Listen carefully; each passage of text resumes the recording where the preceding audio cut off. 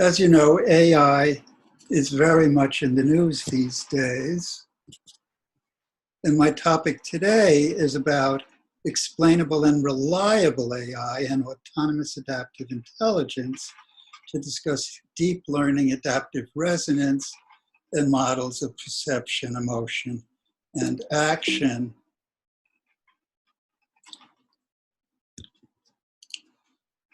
So this lecture is based on the following article with a similar name that's published open access and is also on my webpage. It summarizes core problems of deep learning, such as its untrustworthiness because it's unexplainable, and it's unreliable because it experiences catastrophic forgetting. The article explains how adaptive resonance overcomes them, indeed overcomes 17 problems of deep learning, and outlines a blueprint for achieving autonomous adaptive intelligence. So the article was recently published in a special issue about explainable AI, whose editors wrote, though deep learning is the main pillar of current AI techniques and is ubiquitous in basic science and real-world applications, it is easy to fool. And it also cannot explain how it makes a prediction or decision. In other words, deep learning is not trustworthy. No life or death decision, such as a medical or financial decision, can confidently be made using deep learning.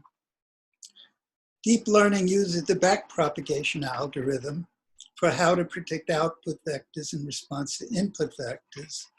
Backpropagation was based upon perceptron learning principles that Frank Rosenblatt started introducing in the 1950s. It has quite a complicated history, as Jürgen Schmidhuber nicely reviews in an article this year. Its main contributors include Shinichi Amari, Paul Werbos, and David Parker. Backpropagation reached its modern form with simulated applications in Paul Werbos' 1974 article, and was then popularized by Rummel, Hinton, and Williams 12 years later. Here is a schematic of the backpropagation circuit, a figure printed from Gail Carpenter's 1989 review of neural networks. In it, information flows feed forward from input to the actual output.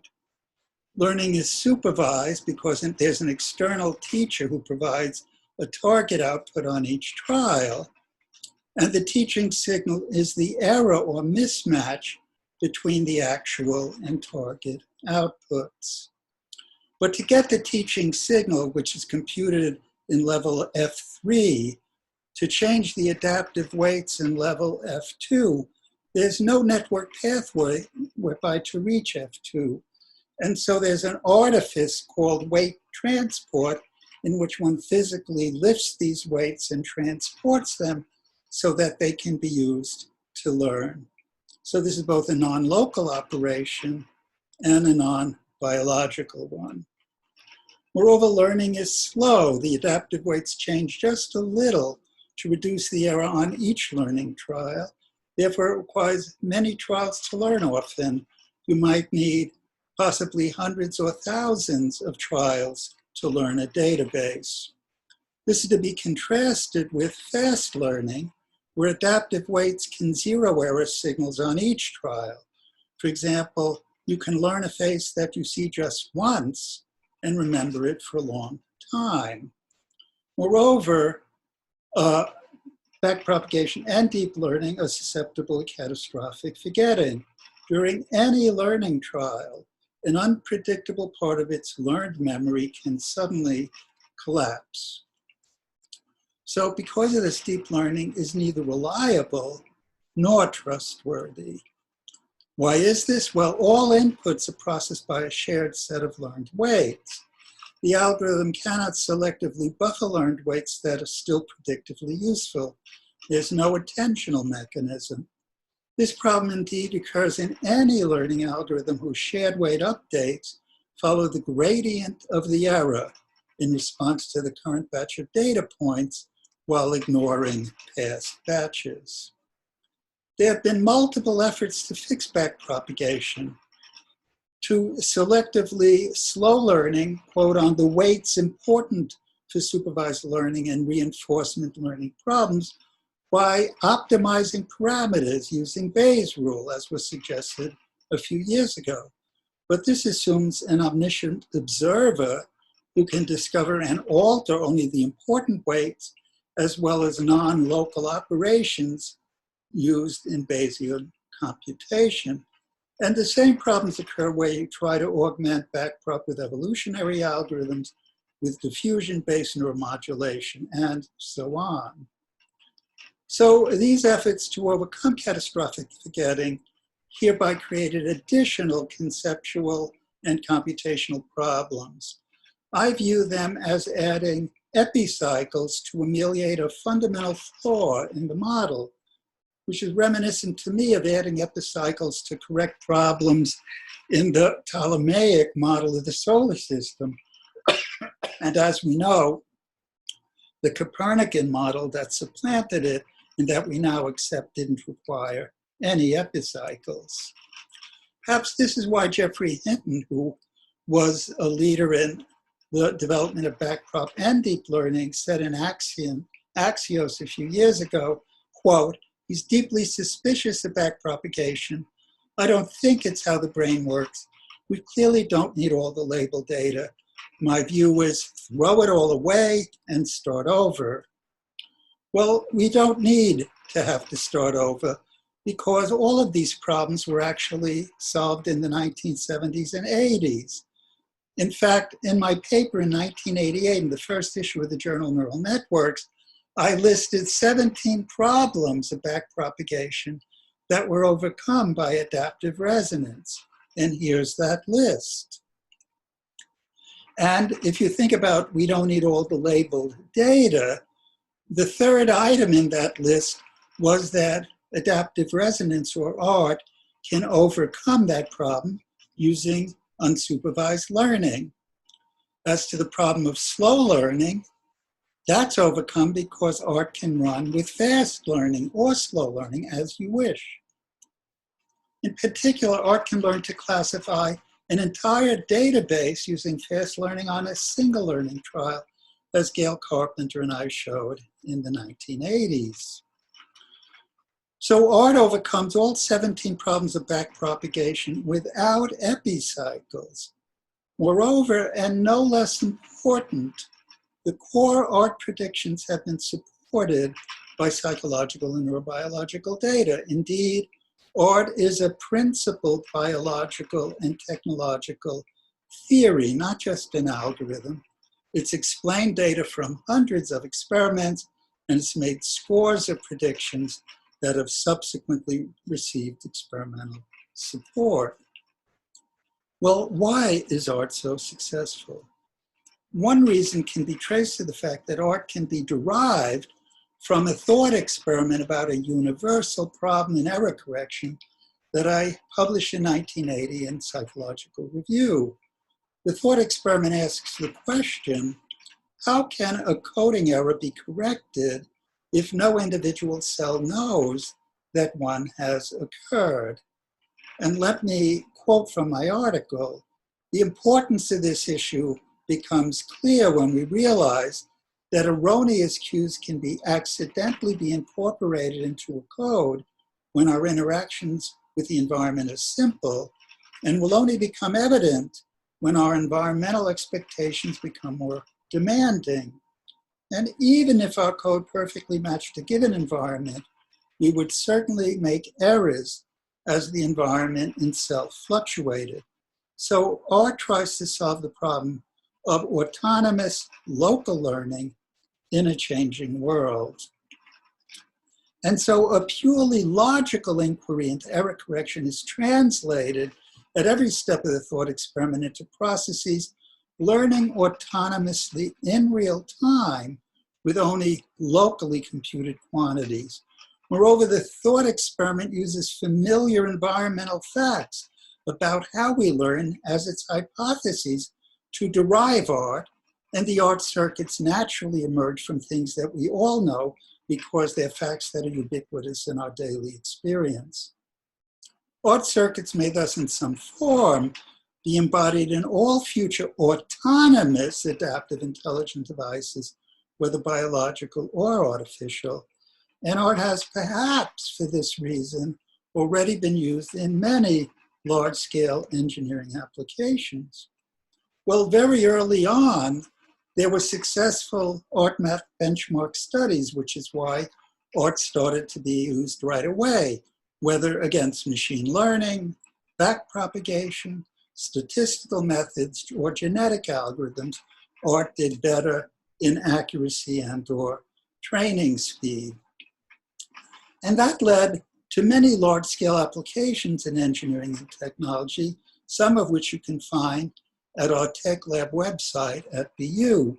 One of them being the Boeing parts design retrieval system that was used to design the Boeing 777, which was a challenge because that inventory included 16 million, 1 million dimensional vectors and was continually growing. It's a non-stationary parts inventory, and one needed fast learning and stable memory to learn and search it. In terms of large-scale problems like satellite remote sensing, Gail Carpenter showed in 1999 with her colleagues how an ArtMap system can learn a map from remote sensing data that blew an AI expert system out of the water. It took the AI system a year with very large site-level pixels. ArtMap did it a day. It didn't need any of these ad hoc rules, and it did it with an order of magnitude smaller pixels. Gail Carpenter went on to show how you can do information fusion in remote sensing, how even if you have multiple observers using different labels that are perhaps incomplete or inconsistent or even wrong, how you can get inconsistent knowledge from inconsistent data by automatically learning and stably storing one-to-many mappings, leading to Gail's demonstration of how you can self-organize a hierarchy of cognitive rules, and these rules also give you confidence measures in how different categories predict higher, more abstract representations in the hierarchy. There have been many more recent applications of ART, for example, in the special issue of Neural Networks in December 2019, Don Wunsch, the editor of that special issue, had an initial article where he summarized some of these developments, and then in a long article within the issue itself, they surveyed adaptive resonance theory neural network models for engineering applications up to the present. So backpropagation is a feed-forward adaptive filter, but ART is more than that. It's an explainable, self-organizing production system in a non-stationary world. It's self-organizing because it can autonomously carry out arbitrary combinations of unsupervised or supervised learning trials with the world as its only teacher. It's a production system because it uses hypothesis testing to discover and learn rules via a top-down matching process that focuses attention on critical feature patterns that predict behavioral success while suppressing irrelevant features. It's explainable using both of its activities or short-term memory STM traces and its adaptive weights or long-term memory or LTM traces. Observing the STM traces in a critical feature pattern explain what the recognition categories code and what features predict goal-oriented actions.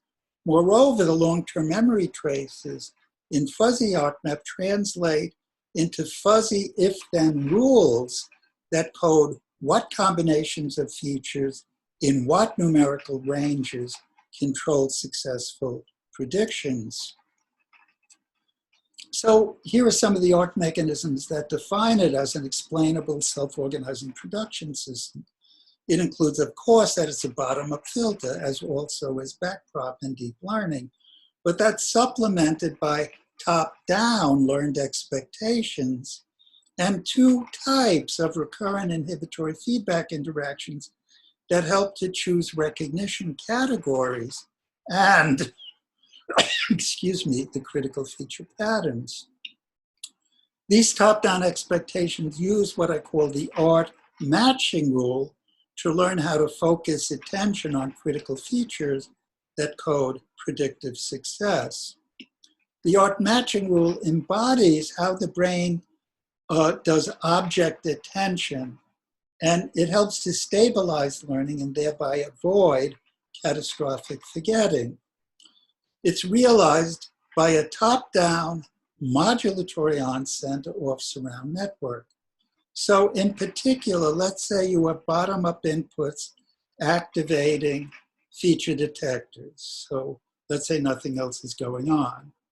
Well, let's say you activate a category and it tries to read out, and it's excitatory top-down learned prototype, but it can't fully activate the features because it also reads out a broader inhibitory off-surround.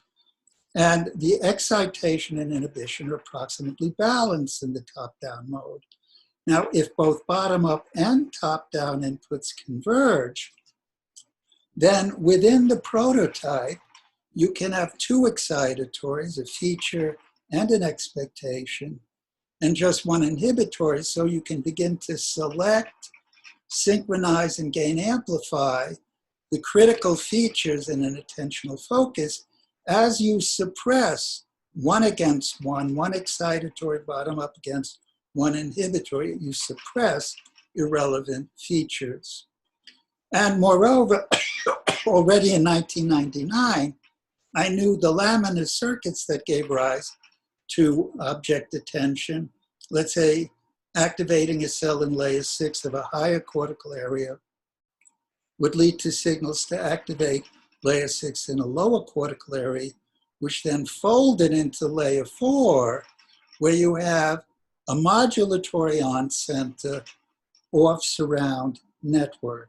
So attention acts via a top-down modulatory on-center off-surround network, and I call this bending from layer 6 to 4 folded feedback.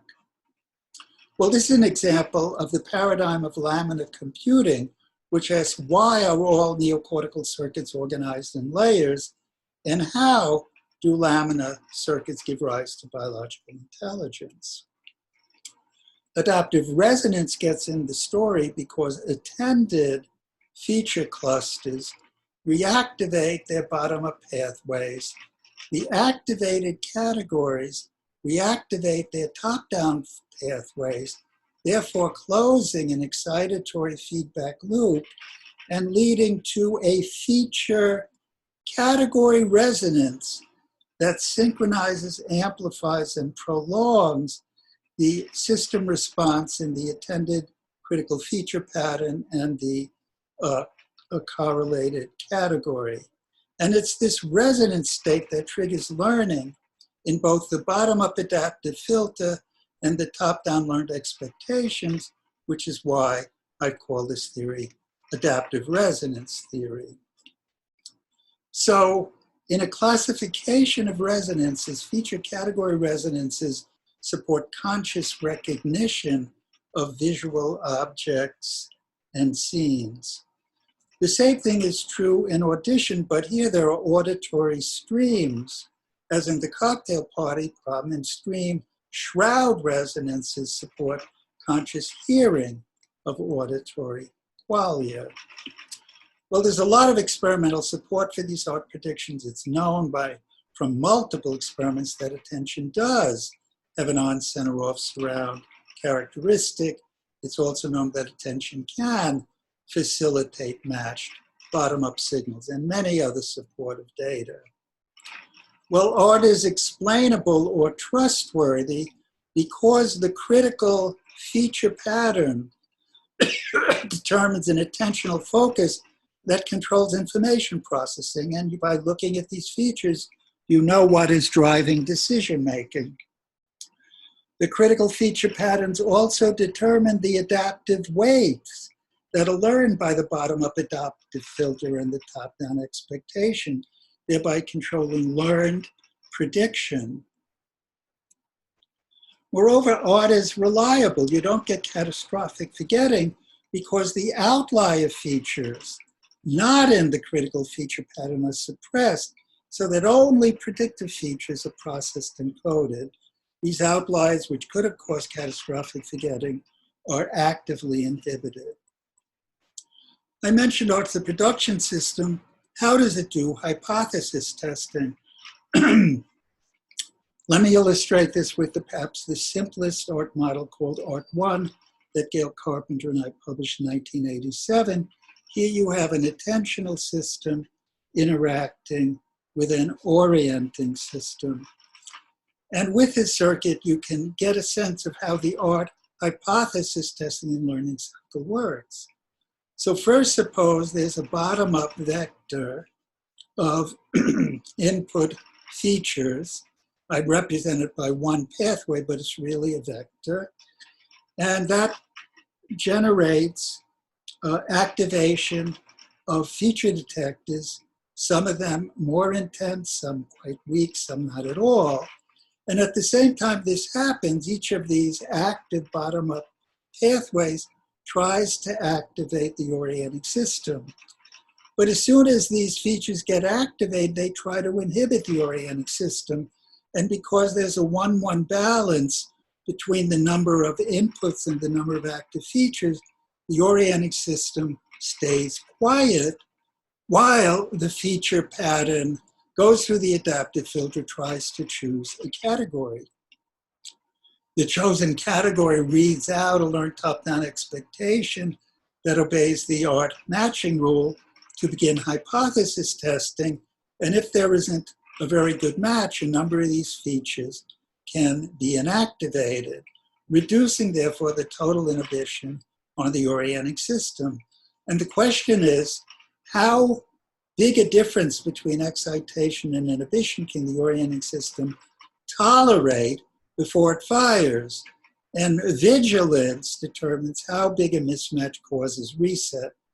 Well, once reset occurs, there's a non-specific burst of arousal. Novelty is arousing.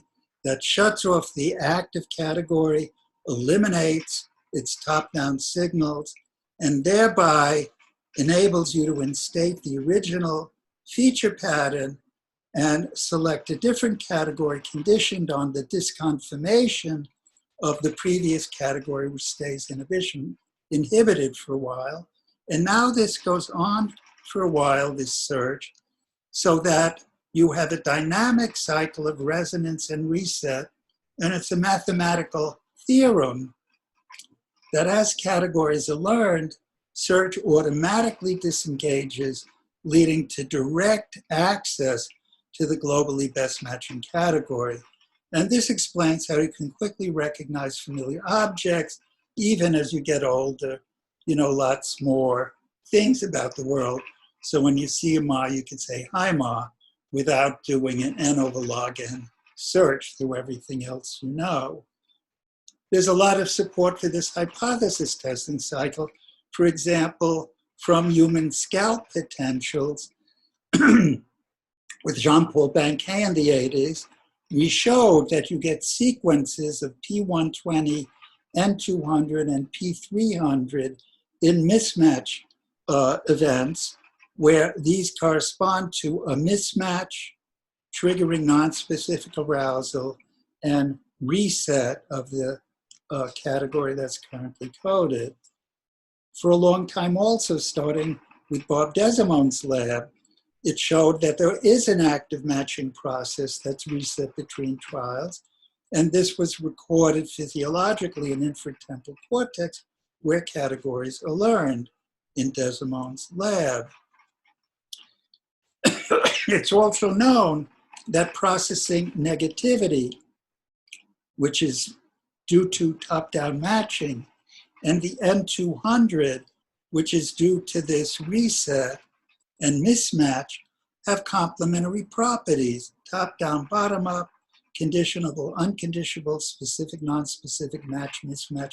There's beautiful complementary computing in adaptive resonance theory, where complementary computing is another paradigm that I introduced, which explores what's the nature of brain specialization. Complementary computing asserts new principles of uncertainty and complementary that clarify why there are multiple processing streams in the brain with multiple processing stages to realize a kind of hierarchical resolution of uncertainty, as this famous macrocircuit of the visual system illustrates from the laboratory of David Van Essen. What are complementary properties? Let's start with analogies: a key fitting its lock, or puzzle pieces fitting together. Let me state some of its characteristics in words and then illustrate it in greater and greater detail. Computing one set of properties at a processing stage prevents that stage from computing a complementary set of properties. The complementary parallel processing streams are balanced against one another such that interactions between the streams overcome their complementary weaknesses. And I say this with confidence because we now know about quite a few pairs of complementary processes. These are just a few of them. So in summary, backpropagation and deep learning do not have short-term memory activation patterns, short-term memory critical feature patterns, any form of attention, or any fast information processing. They don't have long-term memory top-down learned expectations. They don't have hypothesis testing using interacting short-term memory, long-term memory traces. In fact, there's no neural architecture, as we find by contrast in complementary computing. Moreover, Gail Carpenter and I showed in the 80s already how easy it is to get catastrophic forgetting. You don't need a large database to show catastrophic forgetting if the ART matching rule doesn't hold. In fact, we showed in any of infinitely many lists of just 4 input vectors, A, B, C, D, can exhibit catastrophic forgetting if they're repeated cyclically in the order A, B, C, A, D, A, B, C, A, D, and so on. If these input vectors are related by some general subset requirement, D is a subset of C, a subset of A, and so on. And here are a couple of coding examples: A, B, C, A, D, A, B, C, A, D. If you do have the ART matching rule, learning is finished by the second trial here. But if you remove the ART matching rule, then, for example, A is first coded by category 1, then by category 2, then by category 1, then by category 2. You have superset recoding in the prototypes of the single pattern A, showing catastrophic forgetting. Well, what can we say about vigilance? Vigilance determines what features are learned in the critical feature pattern. It clarifies how our brains learn concrete knowledge for some tasks and abstract knowledge for others.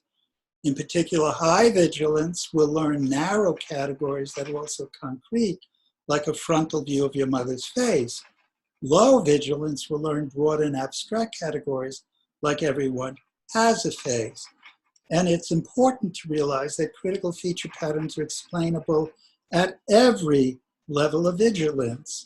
Here's an example of just classifying the alphabet at 2 vigilance levels, a lower 1.5, a higher 1.8, and notice by the time you get to the letter T, there are more categories here, and they're more concrete than they are here, where you only have 4 categories and they're more abstract.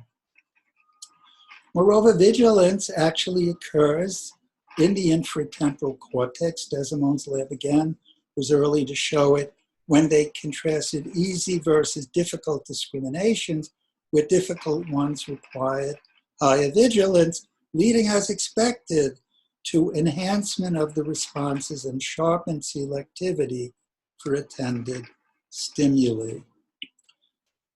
You can see how vigilance is computed quite simply. Let's say you have an input vector I that's activating a feature pattern X. Well, then that input vector is multiplied by a sensitivity or gain parameter rho on the way to the orienting system. That rho is the vigilance. And then you're going to subtract the activity pattern from that excitation. And so the total excitation minus the total inhibition is what the orienting system computes. If it's less than 0, the orienting system isn't activated, and you can resonate and learn.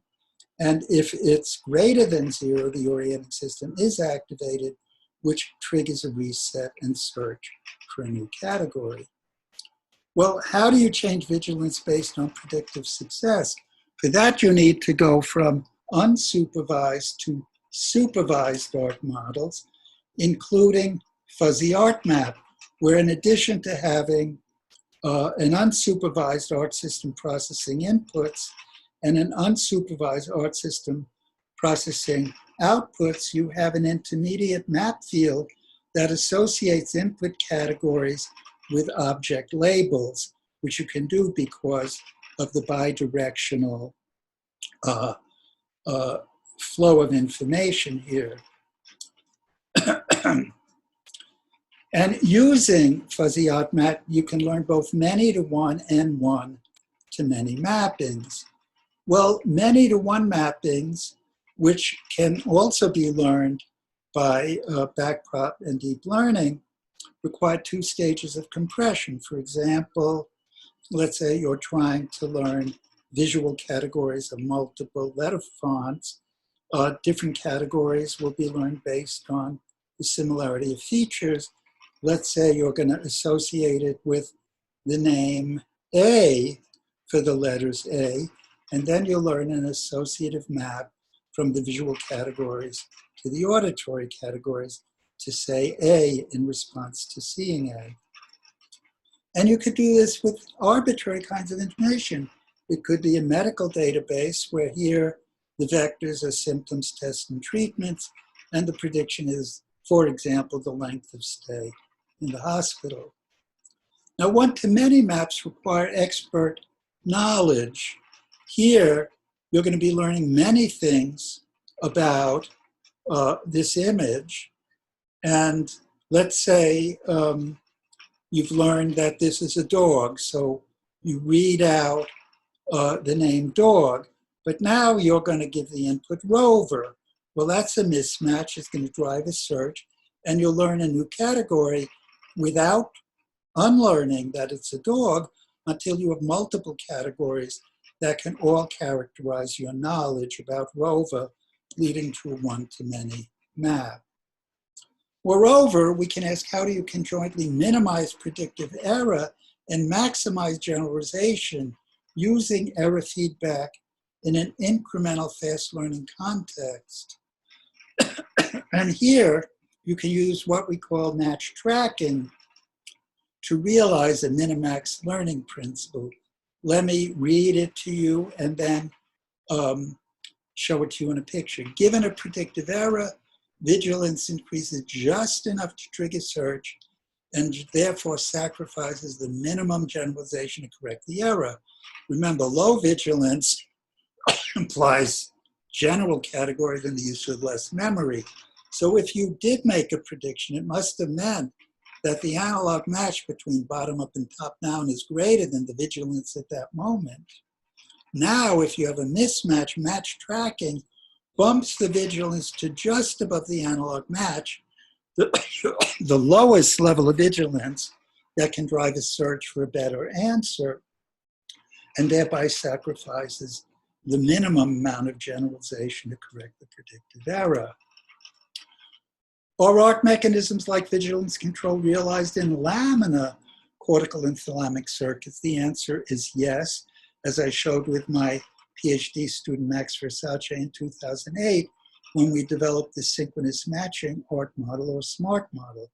Here we had greater neurobiological verisimilitude, we had spiking dynamics, and we had lamina cortical circuits interacting with both specific and non-specific thalamic nuclei. You can see that this is an enhanced analysis of lamina computing. And here is the circuit that Versace and I studied. You can see the layers within each cortex. There are multiple levels of cortex interacting both with specific and non-specific thalamic nuclei, explaining a ton, functionally explaining a ton of very detailed anatomical data. Versace and I also discovered a surprising result. If we have a good enough match between bottom and top down, that will increase fast gamma oscillations, which had been reported experimentally. But if you had a big enough mismatch, you could get slower beta oscillations, which wasn't as well known, but since then has been confirmed by studies in at least 4 labs in both V1, V4, and hippocampus, showing that this gamma beta story has some generality. Moreover, vigilance is controlled by mismatch-mediated acetylcholine release. If there's a big enough mismatch in a non-specific thalamic nucleus, it activates the nucleus basalis of Minor, which triggers release of acetylcholine in level 5 of neocortex, which reduces after hyperpolarization currents, and that is enough to cause an increase in vigilance. So there's cholinergic mediation of vigilance control. Well, let me say a little more about memory consolidation. I pointed out that catastrophic forgetting occurs if top-down expectations fail. Well, what goes wrong if the orienting system fails? And here you could see that amnesia occurs. Normally, there's a dynamic phase of memory consolidation while an input exemplar still drives memory search before you get direct access to the best matching category. But if you cut out the orienting system, which in this case can include the hippocampus, you get a formal amnesic syndrome. You get unlimited anterograde amnesia because without the orienting system, you can't search for new categories. You can get limited retrograde amnesia because you can get direct access to a category without search if you've already consolidated your memory. It's therefore a failure of consolidation.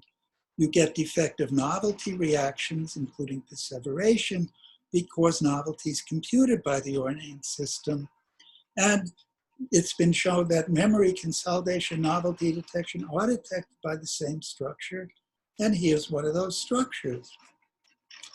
There's normal priming because priming takes place entirely in the attentional system. Learning can occur, but it's the first item that dominates because you can't search.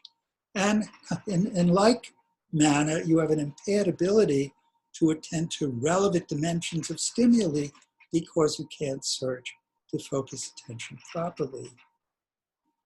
It's hard to change an established habit because of that. Again, memory consolidation, novelty detection, mediated by the same structures. And there's a reduction in novelty-related hippocampal potentials as learning proceeds. And as consolidation occurs in the model, you proceed to direct access where you don't need the orienting system. Moreover, it's been shown there's vigilance control manifested during medial temporal amnesia. And this is a story in which trying to model Knowlton and Squire's data about amnesia, Nosovsky and Zaki showed they could do it with a low sensitivity parameter in their algebraic model, but low sensitivity plays a role similar to low vigilance in ART, and you get low vigilance if you knock out the orienting system. Well, all this vigilance data is in the infratemporal cortex, and the infratemporal cortex is just a small part, a category learning object attention part of what I call predictive art, or the part architecture, which I recently published in 2018 to show how prefrontal cortex learns to control all higher order intelligence. And there are regions of the brain, identified regions, where we have detailed models to explain reinforcement learning, emotion, motivation, adaptively timed learning. Others where we've explained working memory, learned planning, prediction, and optimized action data, and then also perceptual data. So this kind of highly heterogeneous organization shows that each brain region in nature and in predictive art carries out a different function, which is radically different from the homogeneous organization of a typical deep learning network. Deep learning, albeit it can be useful in some applications, has really nothing to do with how our brains work. Well, now let me jump a little to explainable visual percepts. It's known that the functional units of biological vision are completed depth-selective boundaries, which gate the filling in of depth-selective surfaces, and the boundaries and surfaces are also computationally complementary. Let's look at the boundaries and surfaces. You have depth-selective boundaries, which send topographic signals to depth-selective surface representations.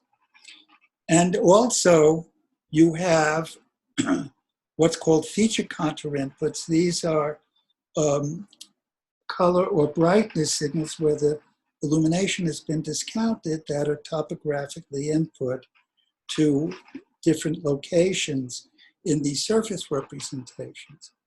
And it's been shown that spatially abutting and collinear boundary contours and feature contours can trigger depth selective filling in of the color in the filling in domain that's satisfied, that's surrounded by a boundary contour.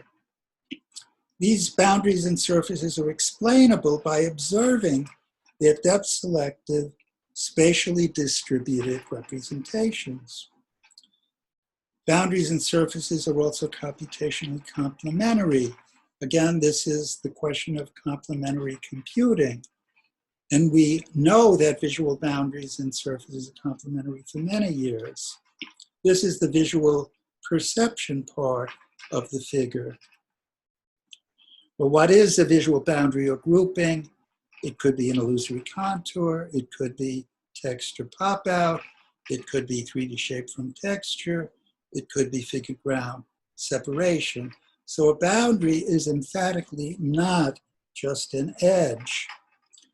And the boundaries and surfaces are computationally complementary, as this famous illusion called neon color spreading shows. Look here, you can see a bluish hue within this emergent square, but neither the blue nor the square are in the image, which consists only of these black and blue arcs. This illusion illustrates boundary completion and surface filling in. Notice that the boundaries are completed and oriented in an oriented way inwardly between pairs of greater numbers of inducers, whereas the color now, where the black and blue boundaries touch, the black boundary breaks the blue boundary where they meet, where I can't explain today, but color spills out and spreads or fills in an unoriented way outwardly. Oriented, unoriented, inward, outward. You begin to see what complementarity means. And this is going on with the boundaries in the interblob cortical stream and the surfaces in the blob cortical stream. Well, what about this third property, insensitivity to direction of contrast? What does that mean? Well, that's the difference between seeing versus knowing, or seeing versus recognizing. For example, in the case of the Ehrenstein figure, all it is these blue lines, but you can both see and recognize the emergent circle because of the illusory brightness that's trapped inside. In the case of the offset grading, you can recognize the vertical boundary. It's quite salient, but there's no brightness, color, or depth difference, so you don't see it. So you recognize it, but you don't see it, showing that some boundaries are invisible or amodal. So we can consciously recognize things we don't see. But I actually showed many years ago that all boundaries are invisible in the boundary stream. There are several fundamental reasons for this, one being to be able to recognize object boundaries in front of textured backgrounds. And this is illustrated, for example, with the reverse contrast Knizia square. Here you have a black-gray or a dark-light contrast grouping with a white-gray or a light-dark contrast. Opposite polarities can group, as can like polarities, and the opposite and like polarities all form a unified square. Likewise, if I go around the circumference of the gray disk, I have a gray-black that's light-dark, a gray-white that's dark-light, dark-light, light-dark, dark-light, light-dark. If we had separate boundary systems for the light-darks, there'd be a boundary with big holes in it and color would spill out. Likewise for dark lights. But if the light darks and the dark lights are both computed at each location, then you can have a unified boundary around the whole circumference. And this is accomplished at a very early stage in the brain, where in cortical area V1, at each location, pairs of like-oriented simple cells with opposite contrast polarity sensitivities pool their inputs at the next stage at complex cells, which can therefore respond to both dark light and light dark as we need. So insensitivity direction of contrast means all boundaries are invisible, so in particular you can form those complete groupings.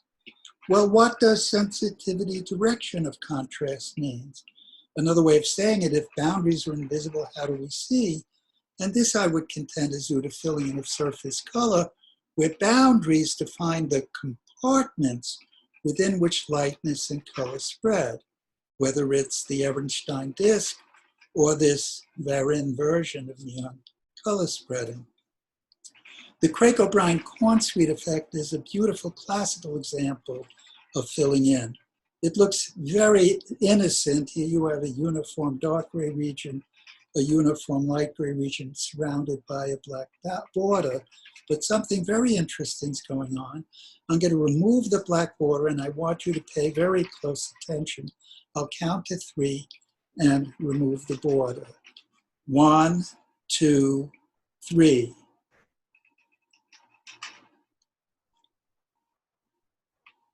And now you can see that actually the luminance on both sides is identical. And here you can see there's a more luminous cusp and a less luminous cusp, and that's what you report. But as soon as I put on these extra boundaries here and close these rectangular regions, the more luminous cusp spreads throughout this region, the less luminous cusp spreads throughout this region, showing us that boundary completion defines the filling in compartments, and that filling in determines what we see in each compartment. So sensitivity direction of contrast is talking about filling in a visible color and lightness. It's what we see. Surface perception is where we see conscious visual qualia. And so in '84, I was able to assert all boundaries are invisible in the interblob cortical stream, visible qualia surface percepts in the blob cortical stream, and no contradictory data to this date. So now we can say all conscious states are resonant states and visible qualia are surface percepts. But then we need to ask what kind of resonance supports visible surface qualia, or how do we consciously see? And I've been claiming for several years this is due to a surface shroud resonance. So surface shroud resonance support conscious seeing of visible visual qualia. They are explainable because the surface representations are explainable, whereas feature category resonances support conscious recognition of visual objects and scenes. So we have this distinction between seeing and knowing. Well, what is a surface shroud? Resonance. It's surface-fitting spatial attention, which has been called an attentional shroud by a number of investigators. I predicted, though, that shrouds enable learning of invariant object categories. I can't explain it here, but there are a lot of papers on my webpage you can study if you're interested in that. How a shroud forms is illustrated with this simple example. Let's say you take a cross-sectional area of a simple image where you have a more luminous bar and a slightly less luminous bar. They both send topographic excitatory signals to parietal cortex to try to grab spatial attention while competing for it, but they also send top-down excitatory feedback signals back to the surface representation, creating a recurrent on-center off-surround network that contrast enhances the most actively activated region here, forming a form-fitting shroud via a surface shroud resonance, where this excitatory feedback also enhances the perceived contrast of the attended surface, as has been reported psychophysically and neurophysiologically. So an active surface shroud resonance means that sustained spatial attention is focused on the object surface. And so we have a seeing resonance, a surface shroud resonance going to parietal cortex in the west stream, and a knowing feature category resonance going to infratemporal cortex in the what stream. And their synchronous linkage between the resonances let us know what the object is as we see it. And many data support this prediction. Moreover, if you cut the what stream knowing resonance, then you get visual agnosia. You can get reaching. You see in order to reach without knowing. Moreover, due to the top-down feedback, this shows how top-down spatial attention and bottom-up intention to reach are both parietal cortical functions. Well, briefly, let me discuss cognitive emotional resonances that support conscious feelings and recognition of them. You can derive them from three basic behavioral competences. We can pay attention quickly to salient events, and we do it using the amygdala. But a rapid attention shift could cause a premature response, which can cause really bad effects in the wild. But that's eliminated by the second and third competence about adaptive timing. We can adaptively time and maintain motivated attention on a salient event until the response is executed. That needs to hit the campus. And we can adaptively time and execute an appropriate response to the salient event, and that involves the cerebellum. And here is the cognitive emotional motor, or COGM model, which illustrates how this happens. You have sensory cortex, invariant object categories, value categories, and amygdala and hypothalamus, object value categories, and orbitofrontal cortex controlling these actions. So a conditioned stimulus can activate sensory cortex, and then via prior conditioned reinforcer learning can activate feelings in the amygdala. The amygdala, in turn, can activate incentive motivational. Incentive motivational learning can enable you to try to pay attention to particular valued objects. And here you had converging cues from sensory cortex and amygdala, which is required to fire the orbitofrontal cortex. And it's known that this anatomy is in the brain. Here are the sensory cortices. Here's the amygdala. Here's the orbitofrontal cortex. Here are the connections. Classical data from Helen Barbas. Moreover, motivated attention, this top-down loop, closes the cognitive emotional feedback loop. It focuses on relevant cues and causes blocking of irrelevant cues, leading to a cognitive emotional resonance, which is the basis of Damasio's core consciousness. We need to ask, how is the resonance maintained long enough to become conscious? That's due to adaptively timed hippocampal support. And all of these representations are explainable. The selected value categories, the selected sensory data, and so on.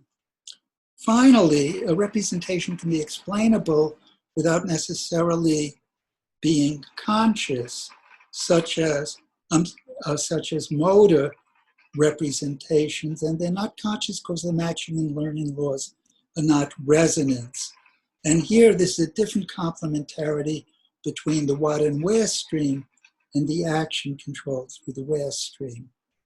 So the main point is that spatially variant reaching and movement, where continually updating sensory motor maps and games, uses complementary processing to the processing in the what stream that we've already discussed with adaptive resonance theory, which gives you a solution to stability plasticity problem.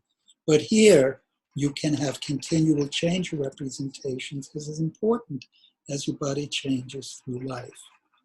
So whereas you have excitatory matching and match learning in adaptive resonance theory, you have inhibitory matching and mismatch learning in what's called vector associative maps, where target position is compared with a present position. This is where you want to go, this is where you are. You subtract where you want to go from where you are. That computes a difference vector, which is then integrated until you are where you want to go, and you get 0, which is inhibitory. So you have a target position, a present position, a difference vector, a go signal, an outflow, movement speed, and all of these are explainable just by looking at their representations. Moreover, these processing stages in the so-called vector integration to endpoint model, or VEET, have been measured physiologically. Here's physiological data from motor cortex from the Georgopoulos lab, and here's a simulation of the difference vector during a reach, very similar shape. There are 3 S's of movement control that are all very useful. You get synchronous movement, you get synergetic movements that occur synchronously at arbitrary speeds. And you can unlump the VEET model to reveal finer structure, as I did with Dan Bullock, Paul Chisek. Again, you have your target position, your present position, your difference vector, your go signal, and here the outflow speed is called the desired velocity vector. So, in summary, all these biological models of perception, cognition, emotion, and action are explainable. Perceptual and cognitive processes use art-like excitatory matching and match-based learning to create self-stabilizing, attentive, and conscious representations of objects, events that embody increasing expertise about the world. Complementary spatial and motor processes use inhibitory matching and mismatch-based learning to continually update spatial and motor representations to compensate for bodily changes throughout life. Together, they provide a self-stabilizing perceptual and cognitive front end for conscious awareness and knowledge acquisition, which can intelligently manipulate the more labile spatial and motor processes that enable our changing bodies to act effectively in a changing world. Thank you very much for your attention.